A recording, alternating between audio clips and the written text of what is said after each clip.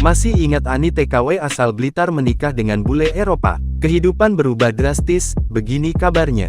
Kisah pertemuan Ani dan Jur kala itu terjadi ketika dirinya bekerja menjadi TKW di Hong Kong pada tahun 2010.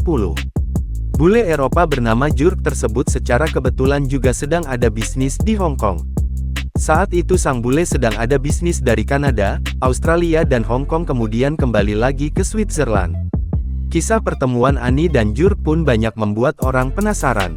Saat itu, keduanya berkenalan di sebuah kafe di Hong Kong. Berawal dari sana, hubungan Ani dan Jur pun semakin baik.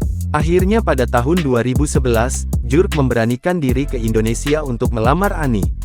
Keduanya menikah pada bulan November tahun 2011. Ana dikenalkan kepada keluarga Jur di Eropa. Ana dan Jur pun kembali menikah secara agama di Indonesia.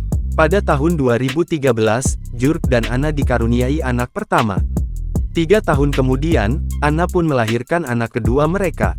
12 tahun berlalu, lantas bagaimana ya nasib rumah tangga mereka sekarang?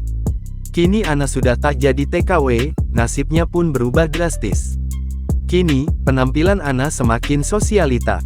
Kehidupan Ana pun diliputi dengan kemewahan dan kebahagiaan. Meski sempat menyita perhatian karena kisah rumah tangganya, Ani tak pernah ketinggalan mengupdate kegiatannya sebagai ibu rumah tangga.